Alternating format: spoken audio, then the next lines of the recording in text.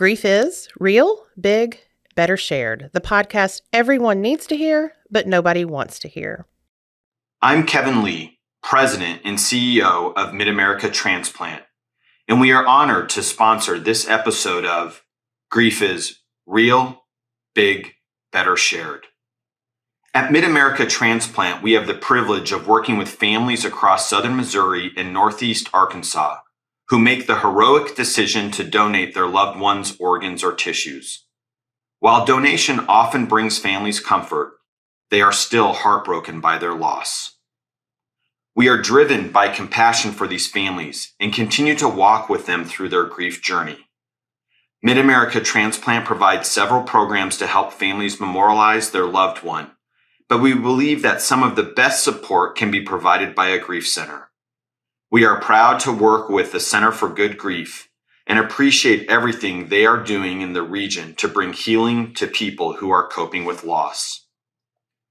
Mid-America Transplant is inspired by life and by the donor families who give transplant patients a second chance at life. For more information about being a donor, visit sayyesgivelife.org. Hello, welcome to Grief is Real, Big, Better Shared, the podcast everyone needs to hear, but nobody wants to hear. I'm Angela Hamblin-Kelly, the administrator of the Baptist Centers for Good Grief, and we're so glad that you are tuning in today. If this is your first time checking out our podcast, please know that we have Season 1 available wherever you get your podcast. In Season 1, there's a lot of great content about grief in general, about spouse loss, men in grief, and important things to know about childhood and adolescent grief. So make sure you go back and catch up on those episodes. With Season 2, we've heard from you and we listened to you, and we're going to focus more on some specific topics in a very short format. Just as a reminder, the Baptist Centers for Good Grief has been providing grief care for over 25 years. We've grown from a children's grief camp to a program with 3 comprehensive grief centers in Tennessee and Arkansas. We started this podcast because grief is the most universal experience there is. Again, this is the podcast everyone needs to hear because grief involves pain and vulnerability, which is also why this is the podcast nobody wants to hear. So I sit here today as a grief counselor, but I'm also a griever. So in our podcast, we hope to honestly look at grief and discuss the heart and head tug of war from an evidence-based grief counseling perspective, but also the very real-life perspective as well. So in this episode today, we want to talk about the behavioral aspects of grief. We know that we grieve in 5 ways, and we've talked about that a lot here on this podcast. We grieve physically, emotionally, cognitively, spiritually, and behaviorally. And we have other episodes where we've talked about each one of those other common grief reactions in detail. And so today we're going to focus on the behavioral aspects of grief. We often talk about what grief looks like. Some people describe grief like the ocean, others a spiral, and others a path in the wilderness. Whatever your image of grief is, it involves change. Grief equals change. So many changes. And I don't know about you, our listeners, but I personally don't like change. Not many people do. Grief changes so much. First, we lose a person that we love, that we can see, touch, and feel, but we lose so many other things.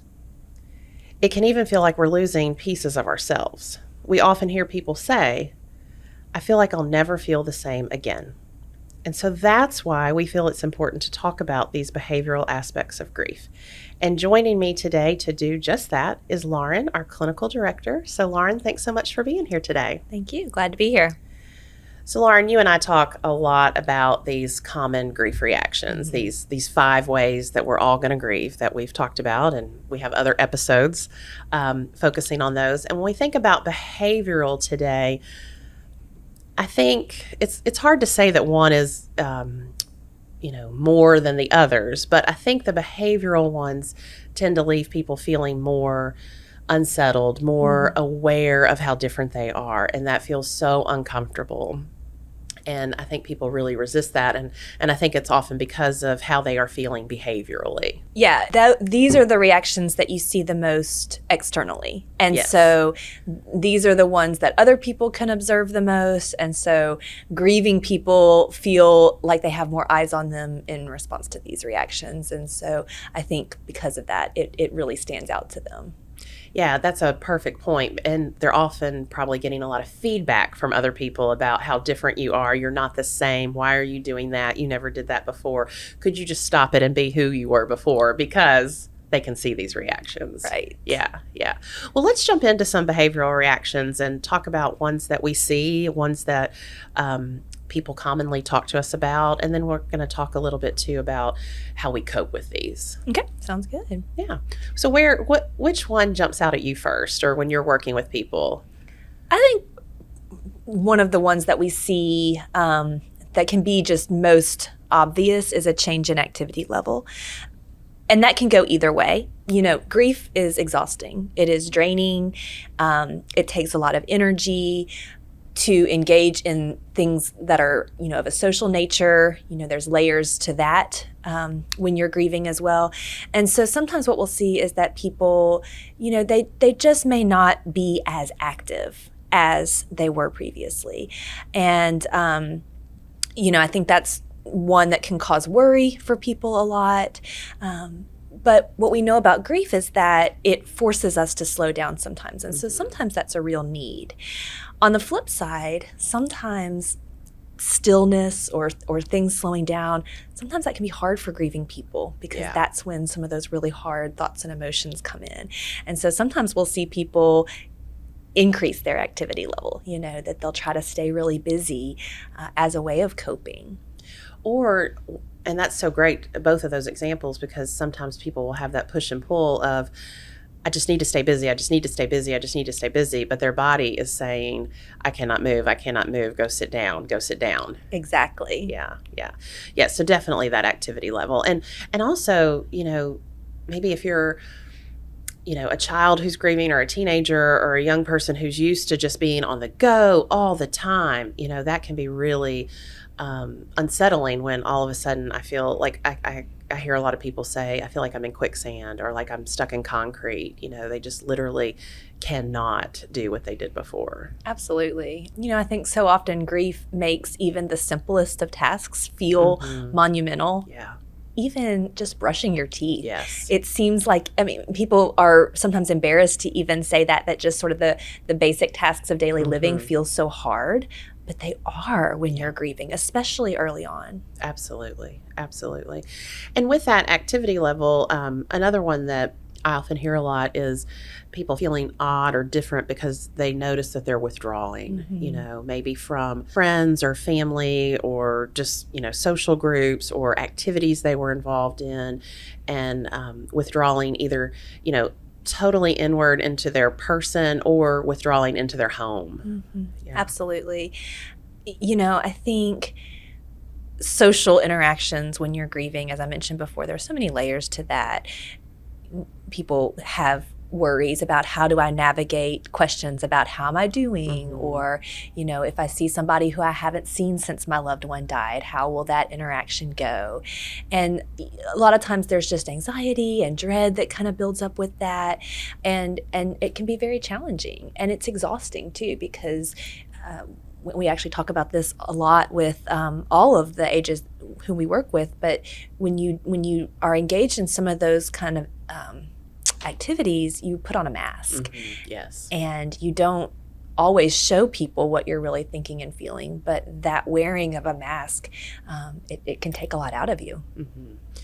I have a client who will say things like, I just think about my spot on the couch. I just want to be on my spot on the couch. When I'm not on my spot on the couch, when I'm at work or wherever, I'm thinking about when I can get back to that. And she's gotten some, pushback from family and friends about that. And what that is that's where she finds comfort right now. Her husband died. The person that she would be doing things out in the world with, she doesn't have that person to do those things with. And so because of those changes, that has impacted her behaviors, and she feels different when she's out in the world, and where she feels comfort right now is that spot on the couch. And then she's brought up, is that bad? Everyone's telling me it's bad. Everyone's telling me I'm getting depressed. But this is a behavioral reaction to her grief. That is where she's finding comfort. And so we're going to talk about coping. And sometimes it's the permission that that's what you need right now. She's not in that spot 24/7, but it is where she finds comfort at this time. Mm-hmm. And yes, it's a little bit of withdrawing, but it's withdrawing because of the grief. Let's just go ahead and talk about crying. Okay. Because everyone wants to talk about crying, and they don't want to talk about crying because people don't like to cry. Oh, yes. Yeah. So let's talk about crying being a behavioral reaction. Yeah. So we've talked in some of the other podcast episodes about how grief requires expression, right? And crying is one form of expression, and it's one of the ones that happens pretty naturally. Yeah. It is an outward expression of what we are experiencing internally with our grief. And so it serves a function. There is a purpose to tears. And it's also a behavior that it's not pleasant for the person who's experiencing it. And a lot of times they'll see reactions from other people, and that can range from very supportive reactions to not so supportive reactions, unfortunately. And I think that, kind of in line with that idea that, sometimes people don't respond in the most supportive way, sometimes our society's view of crying is a negative one. And I think that's something that's so important for us to challenge because, again, if you think about the fact that grief requires expression, that crying is not an easy experience, but it is a form of expression and taking care of our grief and spending time with our grief, it shows a lot of strength to allow yourself to do that. And of course, I always like to say when I am talking about crying that it's not something that is required for everyone who's grieving. Exactly. I do think that's an important point to make, and that's not what we're advocating. But I do think it is something that is important that if there is that need for an individual griever to give themselves that permission. Mm-hmm. Absolutely. And I love that you said that because, there should probably be a couple of disclaimers here with this episode today, because some of these reactions that we talk about, they can kind of go in multiple categories. Crying can go in multiple categories. And also, it's not a one-size-fits-all, which we have definitely talked about in this podcast. So, we're going to talk about maybe 20 different behavioral reactions today when we could really talk for about 6 weeks about this. And so what might work for me might be different for you, Lauren, and just like with our listeners, it's, some of these will resonate with people and some will just not be what they're naturally inclined to do. So crying, definitely. I'm glad you said that, because some people will say, I'm not crying. So what's wrong with me? And it's like, well, let's talk about what you are doing, and so that's good. I think another big thing with behavioral to talk about is blaming others, maybe in a lashing out matter, and then also blaming ourselves, and how that can happen. So I think, again, behaviorally with grief, sometimes we want answers. We want to know the why. And with grief, oftentimes, even if we know part of the why, we don't always know the full why. And I think that's so difficult to cope with. We talk about that a lot. We can cope with what we know. We can't cope with what we don't know. And there's so much that we don't know. And as humans, when we're trying to figure out things, the whys, oftentimes that leads to blaming, finding who is responsible or what is responsible, and we can start lashing out at others and ourselves. So how do you see that play out behaviorally? I see, I just really think that this idea of blame is related to a person's need for justice. Yeah. This thing has happened that has felt, just wrong. This is not how things were supposed to be at all. And so that experience of blaming others, which often takes an external, shape, in the form of telling somebody or yelling at somebody or showing some kind of anger or showing anger towards themselves. I have had clients before say that, they don't feel like they deserve to feel better. Yeah. Because of that self-blame. Yeah. With that, lashing out, I think it's important. We've talked about irritability in other episodes, but I think sometimes too that's where some of this behavioral reactions can come from is from those emotional responses. So, we have these emotional responses there, that emotion is surging through us, and therefore a behavior is going to come from that. And so a lot of times if we're feeling a lot of irritability, a lot of lack of safety, that's I think where we see this lashing out. And then that comes back where people will say, I'm just not acting like myself. This is not who I was before. I would have never, yelled at the lady in Kroger, that kind of a thing. And so a lot of times these behavioral reactions come from or stem from an emotional reaction that we're having. Absolutely. And we'll see this a lot too with children, that irritability. Adults, sometimes we hide it more. We hold it in. Children do too sometimes, of course, but we will see sometimes acting out kind of behaviors. We'll see that irritability on display. Yeah. And we'll see that anger, that protest, that sense for justice, on display, where maybe they are, throwing tantrums when they don't normally do that, or they are, their behavior in school is not what it usually is. Their grades and their school work is not what it normally is. And for adults, maybe your performance at work might be a way that you sort of see a behavioral representation of this. So. Or like you said, for adults at work, irritability around, maybe I would have normally gone in the lunchroom and eaten with this group of coworkers, and now they ask me and I'm like, no, I don't want to do that. That kind of a thing. I hear that from a lot of people too. And then their coworkers will then say, well, you're not who you used to be. You're not this. And it's like, well, no, I'm not. And a lot of times it's hard in those moments to figure out where that's coming from. I think oftentimes what grieving people do is then just start beating up on themselves more and more about these behaviors. Yeah, I agree. What else when you think about behavioral reactions, Lauren, do you think it's important that we focus on? I think we will see some impulsive behaviors sometimes. And I think that when it comes to grief, a lot of times the root of that is a desire to just feel better. You're feeling this great pain. There's not an easy fix for it, but that doesn't mean we don't want an easy fix, And so, and that doesn't always necessarily mean that you're doing some of what we would consider to be risky behaviors. Sometimes it's just that you don't have the cognitive abilities in that moment to think through decisions in the same way that you normally would. Everything feels turned upside down. So your decision-making process is altered now, and you're sort of figuring that out. And, so we see some impulsiveness sometimes. Sometimes we see it in terms of, what do I do with my living situation and my belongings? Absolutely. That's one that we'll see a lot. Sometimes we'll see it in certain situations with dating. Absolutely.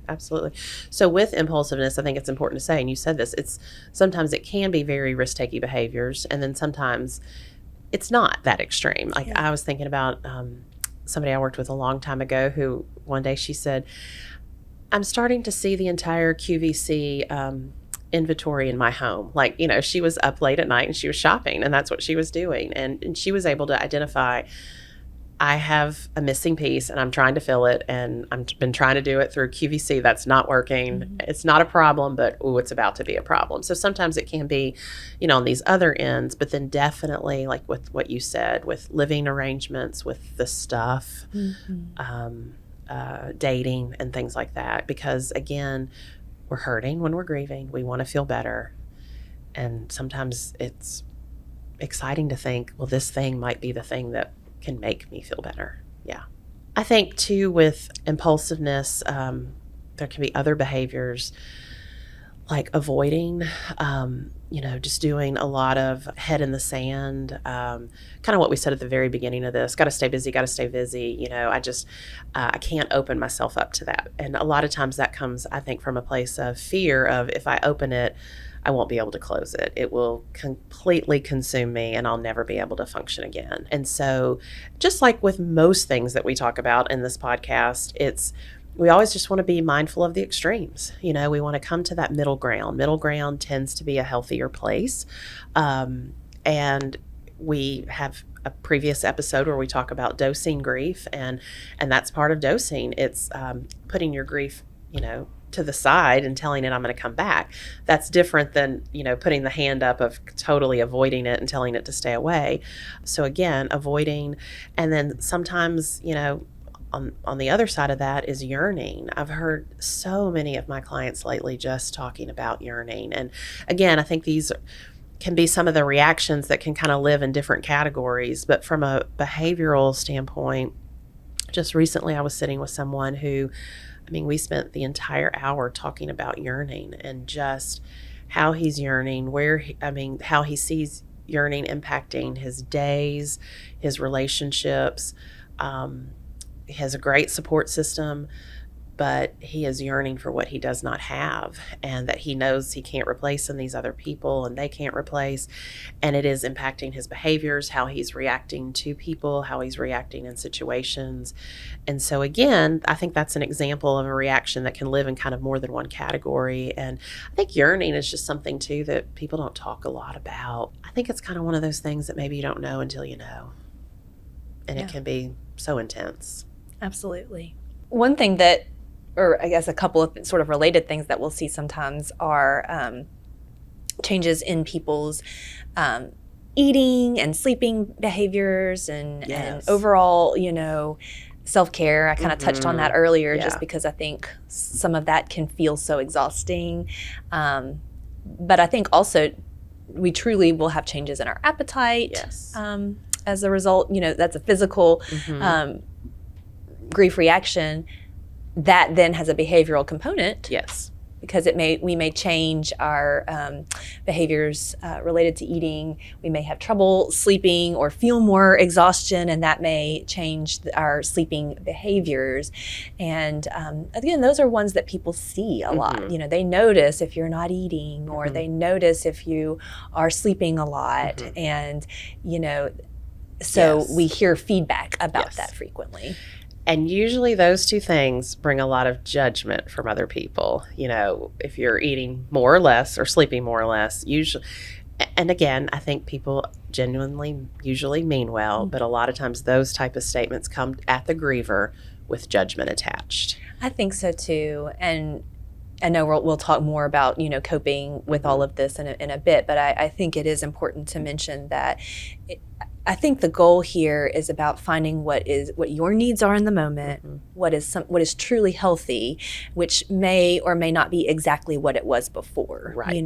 That there's a range of what may be considered to be healthy, and that what your needs are in this moment may be different. For example, you may need a little bit more time to rest, understandably, because there's so much that is truly exhausting that you're experiencing. And so I think sometimes it is important to kind of tease out, what am I really needing, and what is, what other people are wanting for me, because it's hard for them to see me acting differently. Absolutely. Absolutely. And with kind of going along with that is also the confusion that can happen, the brain fog. I'm acting more in a confused manner. I'm losing my keys constantly, or, I leave my credit card at the store. I know people who've left their purses in various places, those kind of things. And those are behavioral reactions coming from a lot of times the cognitive range of my brain. It's been taken, and I can't think, I can't stay focused because my brain is just consumed with, how in the world did this happen? How is this person not here? How am I supposed to go on without them? So you're having these kind of thoughts, and then the behaviors that come from them.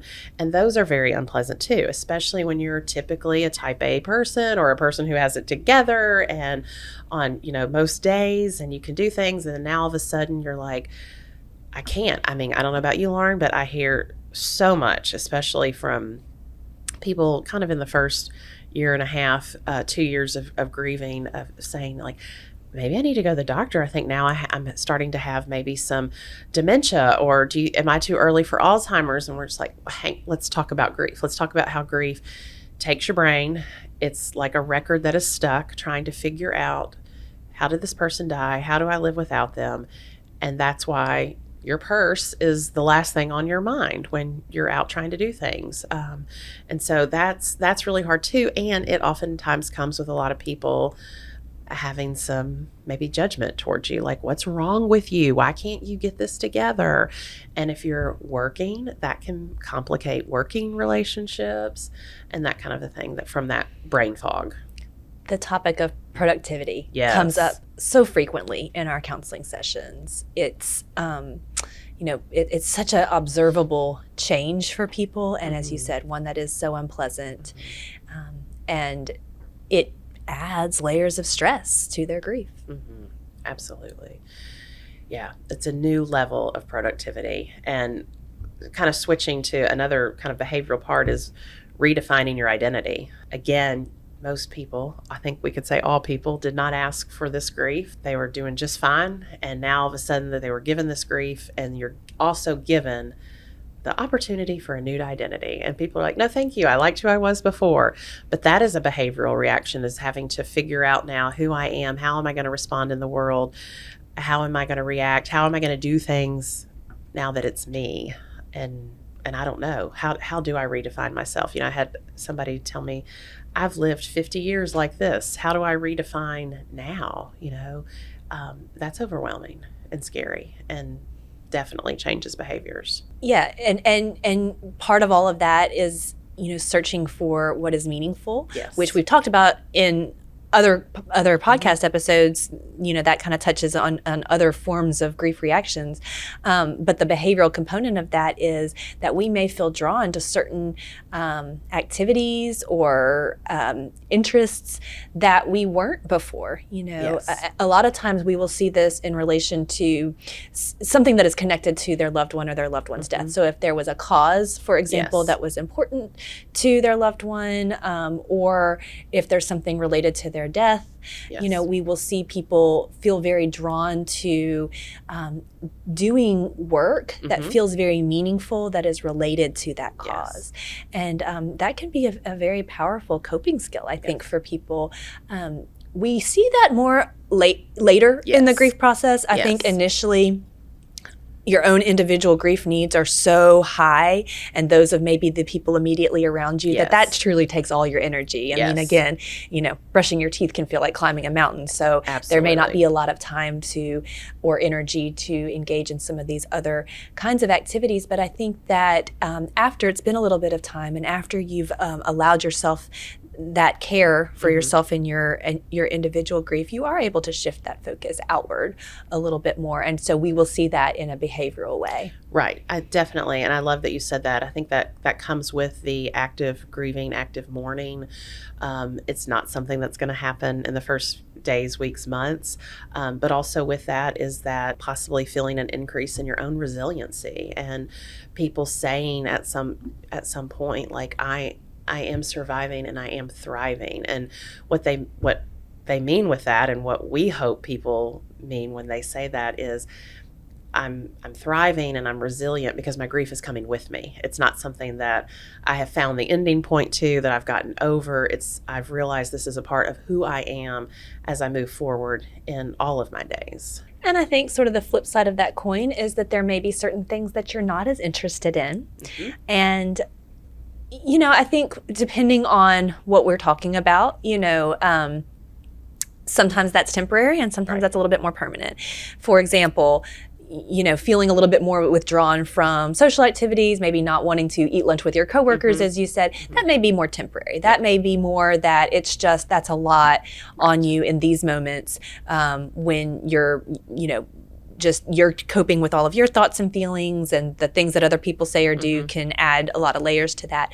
That may be more permanent, more temporary, excuse me. But, for example, if you feel drawn to do something more positive, then it may be that, there are other areas of your life that you do notice some permanent changes. Absolutely. Yeah. As that new identity, that new normal is being figured out. And that's the work of grief. That's the work of mourning.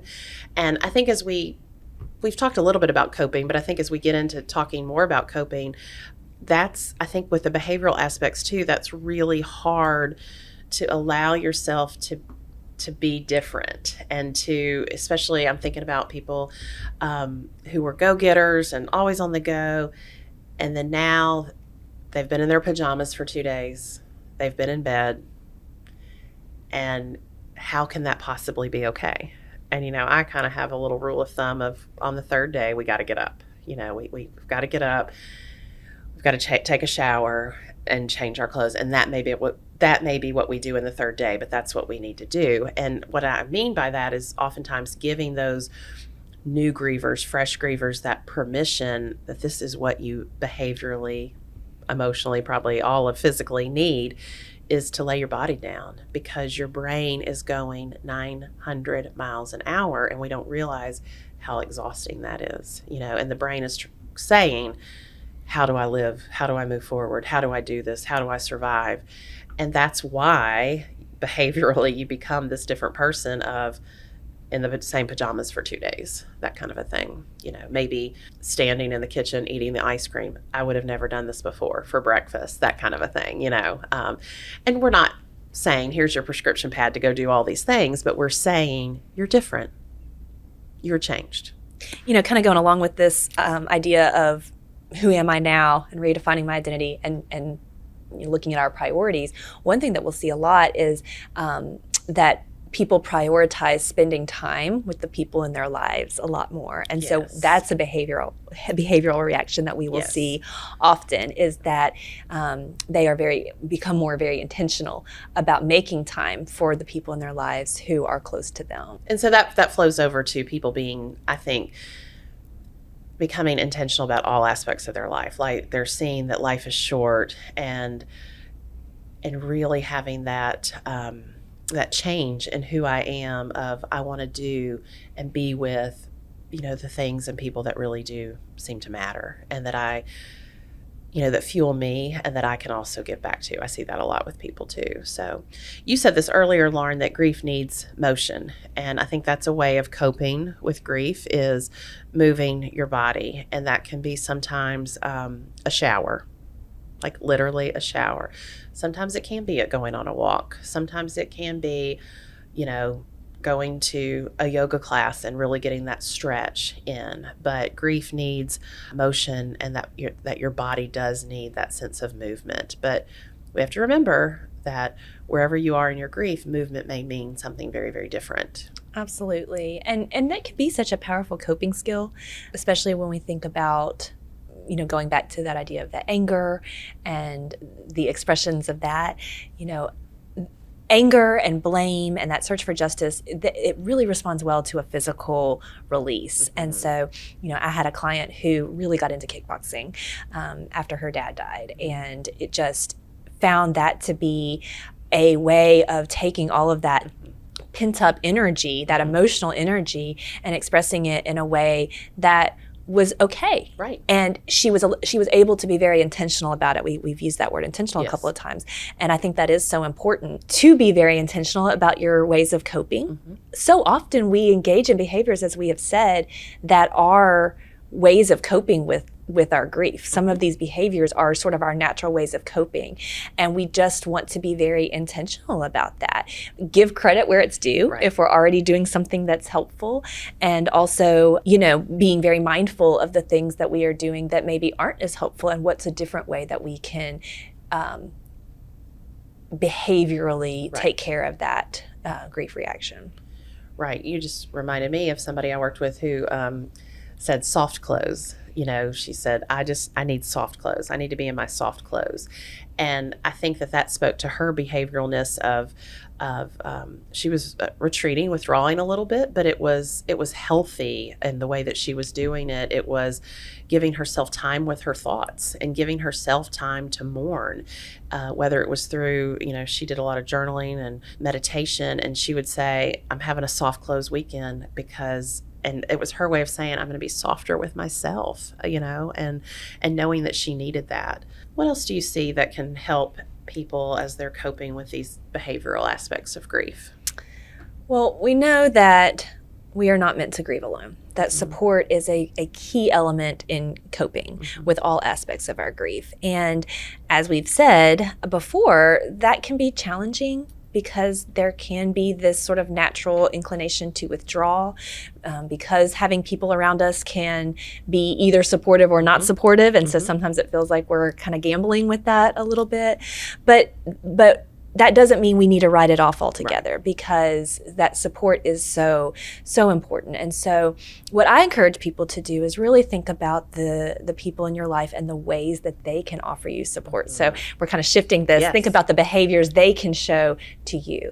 And what are some of the ways that different people in your life are able to show their support? Some people are able to be there and offer that emotional support. They can listen, they can be present, they don't try to jump in and change it. Not everybody has that ability, but that doesn't mean that they don't care about you. It just may mean that what they can do is, go to the grocery store for you, or take care of fixing something at your house, or help with carpool, or whatever it may be. There are different ways that people can show support. So I always like to encourage people to think of the ways that the people in your life can offer you support, and then ask them, which is a hard thing to do. Yes. We tend to not like to have to ask for help. That's another behavior that we have to be very intentional about. But I think it is one that is so important. Absolutely. Absolutely. And, I think we just want those of you that are listening to this to remember that these are common behavioral reactions. We could talk for 6 weeks and probably still not cover all of them, but this is sort of a overview of kind of the main ones, or and different ones kind of fit in here in different places, but these are common. And when you are grieving, you are going to grieve physically, emotionally, spiritually, cognitively, behaviorally. It's common. It's going to happen. And we think that it's important. We know that grief is better shared. That's why we're doing this podcast, so that you can hear this and you can see in some of the behaviors that maybe you're having. You can think about maybe coping, or even see how your behaviors have changed and grown as you have grieved. But we know that change is a part of grief. It is simply comes hand in hand with grief. There are so many secondary losses that we experience when we are grieving, and we think it's better shared. So we hope that this episode has helped you to maybe identify some of your behaviors, to maybe not be so hard on yourself with your behaviors as you cope and grieve, and to remember that you're not alone.